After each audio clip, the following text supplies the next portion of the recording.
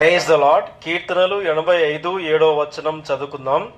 యెహోవా, నీ కృప మాకు కనపరచుము, నీ రక్షణ మాకు దయచేయము.